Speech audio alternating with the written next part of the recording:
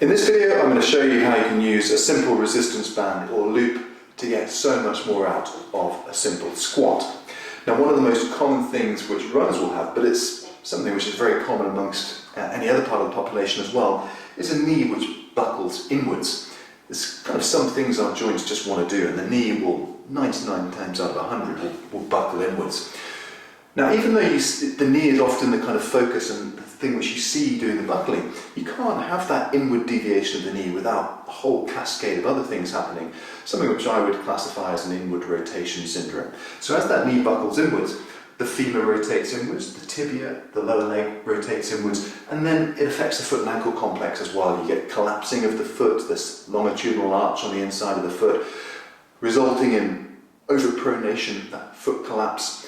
The muscles which govern the placement of the hip, the length-tension relationship there is going to be all askew, and then you get the knock-on effect through the lumbar-pelvic girdle up into that kind of broader core stability. You can't really get one thing happening without this cascade effect happening everywhere else. So having a tool at your disposal to try and correct that and try and retrain the correct placement of the knee, for want of a better phrase, is going to be super important if you're going to want any hope of correcting these aberrant patterns and then reducing symptoms or improving performance, whatever it is, whatever angle you're coming from. So that's why the resistance band is such an invaluable tool, and we're going to go through the technique for this modified simple squat right now. Now, of course, there are 1,000,001 variations of resistance bands available. I've got a resistance loop here, which is a really nice thing for this particular exercise, because when I've got my feet, knees and hips at the same width, which is what you want for this type of movement, I can feel that there's reasonable tension on the loop already. Now, if you've got a resistance band, you can just tie it around below the knees. I probably would suggest having it below the knees for this first variation. Tying it there, or even if you don't have a resistance band, you can use anything elasticated. Something like tracksuit bottoms or a hoodie tied around if you're getting really desperate, so that you've got something to push out against. The point being is that you should be able to feel that whatever you've got around there is wanting to pull those knees in, and the act of resisting that and getting that nice equity between the feet, knees and hips means that already before you start doing anything, you're utilising all of the muscles in that lateral chain really, which prevent inward deviation of the knee. So these external rotators of your hip joint and the associated muscles above in your core unit will mean that you're priming the very things which you're trying to retrain before you've actually started your movement. So whereas if you perform a squat without the band on, you don't really know how you're apportioning the control of the muscles which govern all of the parameters involved in that squat. Whereas if you're already pushing out and you're utilising those muscles I just mentioned, when it now comes to performing a simple squatting movement, you know that you're getting the right target in your sights for when you're performing this movement. Now, I would tend to frame this as a kind of running specific one, and in running you're not really going to go much beyond a 20 or 30 degree knee bend for most of the time. So we don't need to go down into really deep squats. We don't need to do these movements really quickly. We're just looking at trying to perform this simple squat symmetrically, and critically when you've got the band on, it's a really sensitive tool for assessing whether you're able to keep consistency in your movement.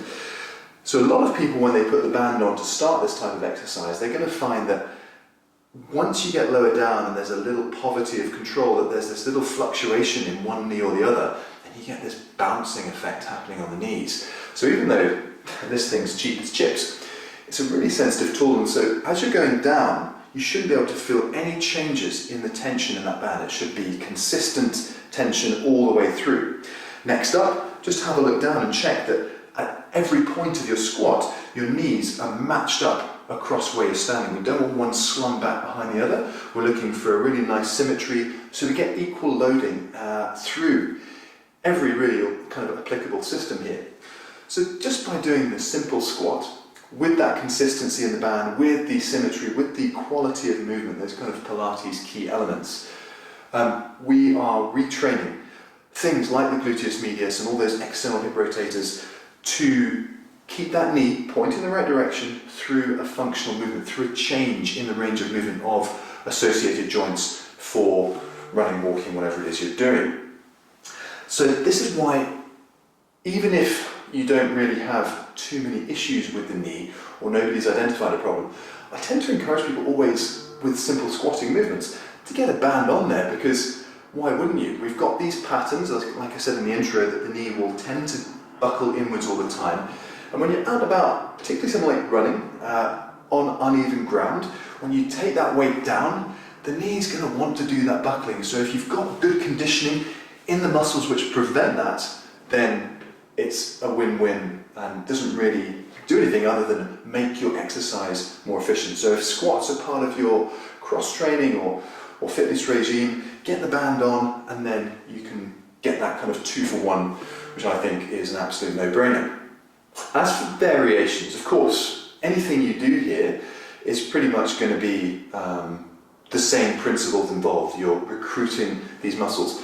One thing I should just say is make sure that when you perform these squats, that you don't adopt a kind of A-frame position. Because in this A-frame position, you're going to feel tension on the band, but it's generated by completely the wrong mechanism, just by the bracing effect of the legs. And then if you perform your squat, you're going to have that really unwanted effect of the knees ending up in a different position, orientation to where the feet are pointing. So we don't want any of that. We want feet, knees, hip width apart, and then it's almost like this slight outward push before you begin. Variations, you can certainly change the width of your feet if you want to go into a slightly wider position and then perform your squat. Great. Of course, tension might need to be adapted for that, because you might be finding, particularly if you're straggling through uneven ground or something, that you have to do positions which are not always hip width apart. We need to account for that variation. So the same rules apply here. Make sure that you are keeping the feet and knees tracking in the same direction, and that you've got that consistency and the tension on the band, and the quality of movement should flow nicely from there. You can vary the squat into a staggered position. So you can place one foot slightly behind the other, and then you can perform a squatting movement here. You're going to get slightly less of that inward pull because of the orientation of the band, but it still gives you that resistance to the inward buckling.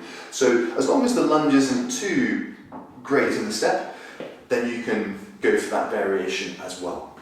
Another really nice option here is to bring in a step up and down. So when you have the band on, if you just go to the bottom of the step, flight of stairs or something, and you step up and then step forwards, that will mean that you're using, again, all of these target muscles.